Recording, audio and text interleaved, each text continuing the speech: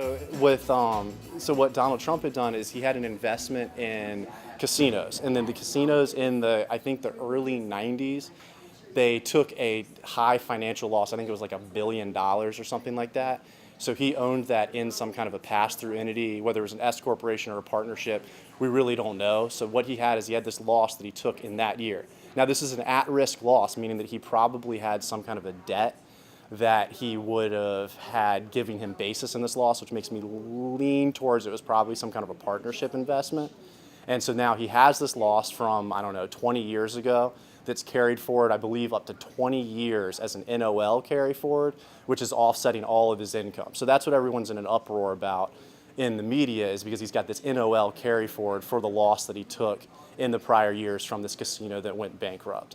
Now, it's kind of an interesting issue when you kind of address it that way, because you think, all right, so he's got this legal and tax protection that I was just talking about when we were assessing these entities, and you have to have that. Otherwise, who's going to ever be willing to take a risk and run a business if there isn't some kind of a protection? I'm not going to go start a business if it's going to make me potentially bankrupt. I'll just go work for somebody else and let them go bankrupt over the risks we're going to take.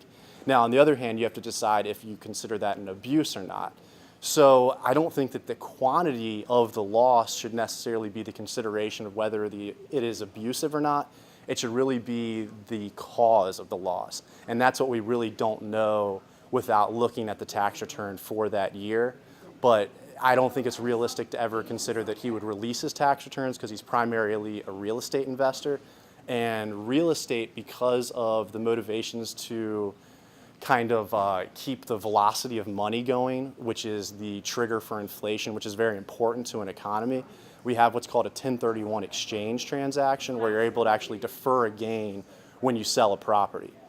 So what that means is when you invest in real estate as a business, you have your income up at this point, and then your actual taxable income, because of the deduction for interest and for depreciation, your taxable income is down here. So you're not actually paying taxes despite you actually earning this cash flow as you're going through it. So over the course of a maturing property, your depreciation on the assets is reducing, and your interest as your loans are getting paid off is being reduced. So your taxable income slowly comes up and starts to meet what your actual income is, the actual cash that you're collecting is. So when it comes time where that taxable income meets with your cash income, and you're no longer getting that really tax avoidance property of that real estate investment, you generally will do a 1031 exchange into a new property, get new depreciation and new interest deductions, and you kind of continue through that plan. And it's the last really strong legal tax avoidance strategy that's provided for us.